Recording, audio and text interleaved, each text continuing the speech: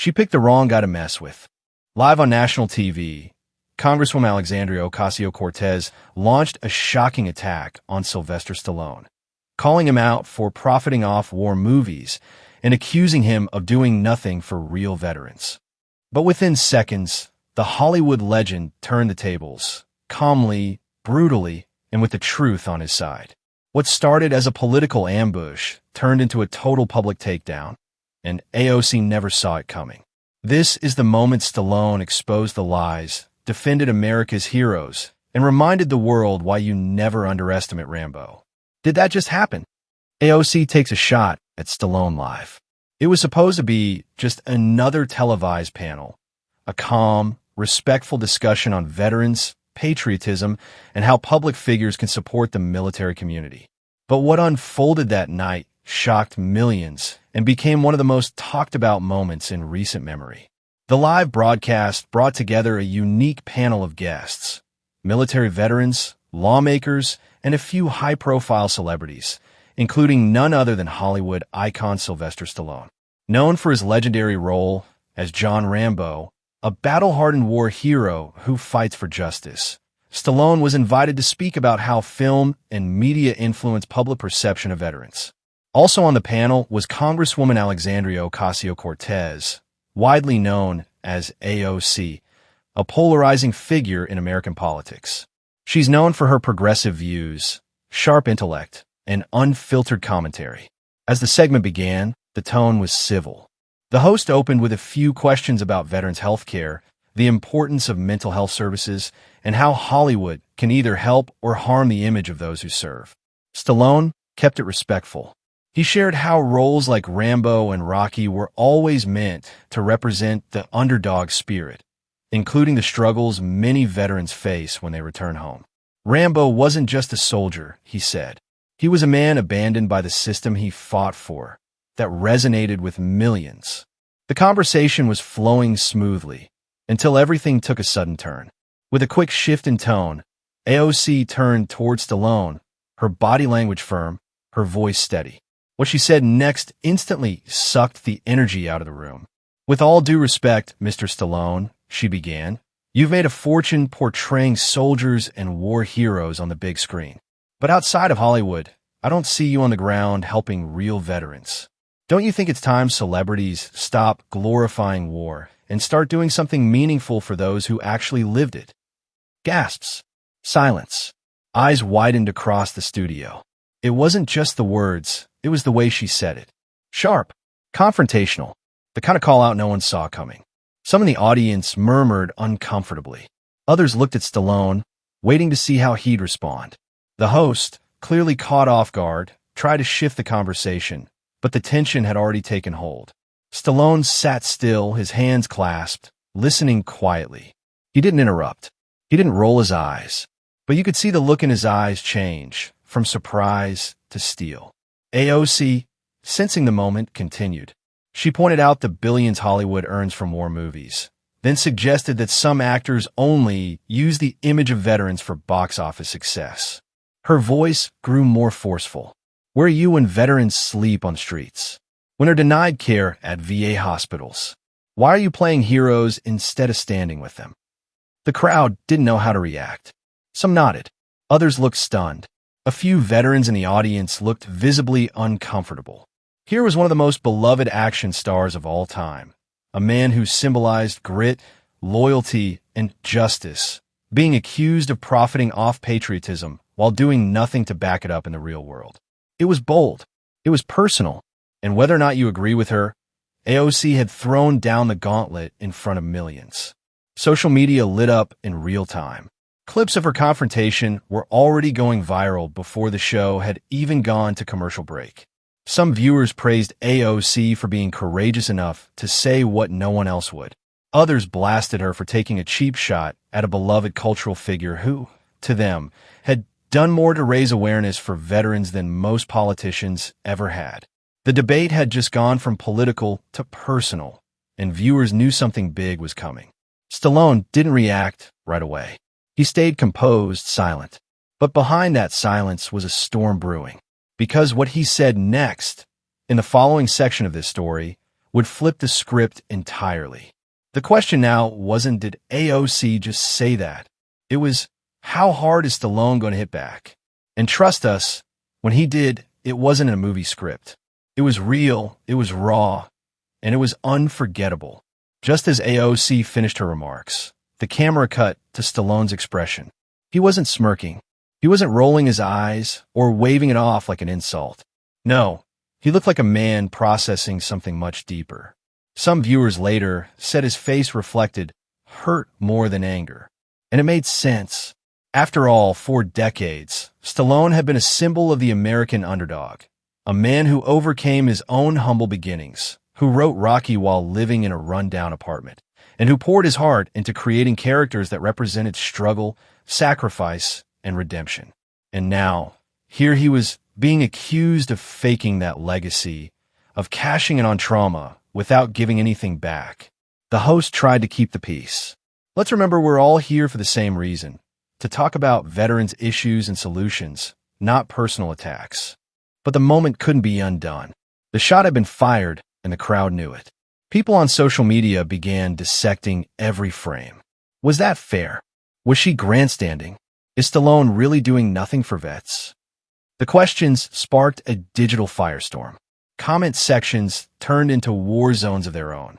Political influencers jumped in. News outlets rushed to replay the clip. But behind all the noise, there was one silent question hanging heavy in the air. Would Stallone respond? Because if you know anything about Rambo, it's that he doesn't fire the first shot. But once he does, he doesn't miss. What came next, in Section 2, was nothing short of legendary. But this wasn't just a clash of personalities. It was a cultural collision. On one side stood AOC, young, outspoken, and seen by many as a fearless fighter for justice. Her words struck a nerve with her supporters, who applauded her for challenging what they called performative patriotism. They believed she was speaking truth to power, even if that power came in the form of a beloved movie icon. On the other side stood Stallone, old school, respected, and the embodiment of resilience. Millions viewed him not just as an actor, but as a voice for the voiceless, especially veterans who often felt forgotten by the system. For them, AOC's comments weren't just criticism. They were disrespect, a slap in the face to someone who had, in their eyes, done more than most politicians ever had. And in the middle, a country watching in real time, choosing sides, sharing clips, and holding their breath. One thing was clear, this wasn't going to be forgotten by morning. The clash had become a national conversation. And while AOC may have fired the first shot, Sylvester Stallone was about to fire back with facts. The room was thick with silence. Tension hung in the air like a storm cloud. Even the host, who had just tried to defuse the moment, looked stunned. Everyone was waiting for the Hollywood legend to respond. But how? Would Sylvester Stallone snap back? Would he brush it off with a joke? Would he walk away? He did none of those things. He leaned forward slowly, rested his elbows on the table, and spoke, calm, clear, and razor-sharp. "Respectfully, Congresswoman," he said, his voice low but strong, "you clearly haven't done your homework." A murmur rippled through the studio. This wasn't Stallone the action hero. This was Stallone the man, direct, composed, and deeply prepared. Then, over the next few minutes, he delivered what many would later call one of the classiest and most crushing clapbacks in live TV history. Speech balloon, a legacy beyond the screen. Without a trace of anger, Stallone calmly outlined his decades of work with veterans. He spoke not as a celebrity defending his reputation, but as a man who had walked the walk, quietly and consistently. "I've worked with over a dozen veteran-focused organizations over the past 30 years, he said. "I've sat down with men who came home from Iraq, Afghanistan, Vietnam, men who felt invisible. I've listened to their stories. I've funded PTSD recovery programs. I've helped build housing units for homeless veterans in 3 different states. That's not charity work. That's responsibility." Then came the emotional punch, the kind only someone who truly cared could deliver. He shared the story of a Vietnam veteran who approached him at a gas station in the 1990s. The man had tears in his eyes and told Stallone that Rambo was the only thing that kept him going when no one else seemed to care. He said he'd watch the movies just to remind himself that he wasn't alone, that someone, somewhere, understood what it felt like to come home and be forgotten. That moment changed me, Stallone said. It reminded me that movies aren't just entertainment. They're connection. And if Rambo gave even one veteran a reason to hold on, then I've done something right. You could have heard a pin drop in the studio. Microphone in the room turns, applause grows. The audience, previously silent, perhaps unsure of how to react, suddenly began to clap. It started as a few polite claps, then grew louder, then stronger. By the time Stallone finished speaking, even some of the panelists were nodding in agreement. The live chat on the network stream exploded with comments like, "Class. Pure class. He's not just an actor. He's a damn role model." AOC picked a fight she couldn't win. AOC, sensing the shift in energy, tried to cut in. She raised her hand slightly, leaning toward the mic. But Stallone wasn't done. "You attack me for making movies," he said, looking her directly in the eyes. "But I've spent more time in VA hospitals than most politicians have spent actually understanding what those men and women go through. That's not a movie. That's real life." Boom. Mic drop. Magnifying glass tilted left the truth behind the image. This wasn't Stallone being defensive. He wasn't shouting. He wasn't calling names. He wasn't attacking her character. Instead, he exposed something deeper, the disconnect between perception and reality, between rhetoric and action. "People think playing a soldier is easy," he continued. "It's not.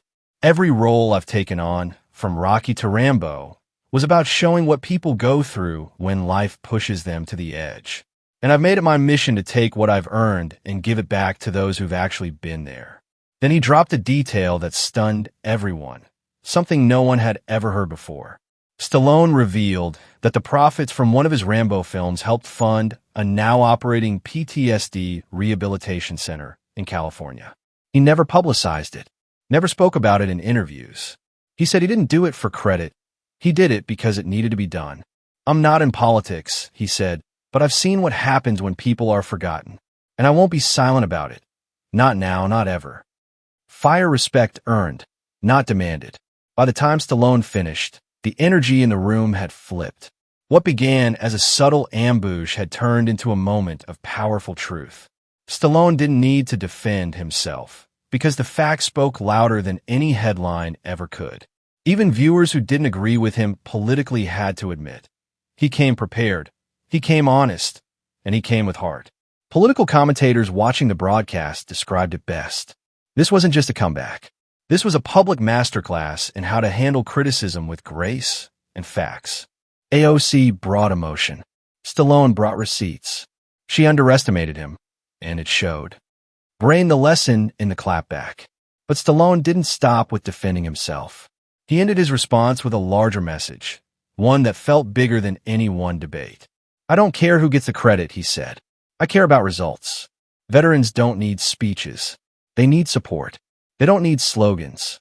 They need solutions. So whether it comes from a politician, a charity, or a guy who made action movies, what matters is that it comes." That one line seemed to echo across the country. It wasn't about ego. It wasn't about image. It was about impact. Television final moments. AOC left speechless. When the host turned back to AOC, she looked visibly shaken, not out of anger, but realization. She started to speak, hesitated, then gave a half smile and said, "Well, Mr. Stallone, I didn't expect that answer. I'll leave it at that." And just like that, the panel moved on, but the moment was already cemented. Within minutes, YouTube was flooded with clips titled, "Stallone silences AOC with classy comeback. Rambo goes off script and wins. AOC tried to embarrass him. Then he buried her with the truth." Directed the takeaway, this wasn't just a viral moment. It was a reality check, a reminder that real action doesn't always come from a podium or a trending tweet. Sometimes it comes from the quiet work done behind the scenes. Stallone reminded America that words are easy, but legacy is earned, not through applause, but through action. And in that studio, under bright lights, in front of millions, he didn't just defend himself, he inspire a nation. As the applause faded and the show moved on, the moment lingered like smoke after a fire. Viewers across the country were still absorbing what they had just witnessed. Stallone hadn't just responded to criticism. He had delivered a powerful message that transcended politics. Social media lit up again, but this time in Stallone's favor. Veterans began posting videos thanking him. Families of service members shared personal stories about what his films and charity work had meant to them. One Vietnam vet even posted a teary message saying, "He gave us dignity when no one else did." Today, he proved it wasn't just acting, it was truth. Meanwhile, commentators and analysts scrambled to reframe the narrative. Some in the media who had initially supported AOC's remarks now had to admit she underestimated the man behind the character. Even political opponents of Stallone showed respect. One progressive journalist tweeted, "Disagree with his politics or not, that was a masterclass in composure and substance." A rare thing these days. It was clear this wasn't a viral gotcha moment. This was a defining scene in the real-world story of a man who never asked to be.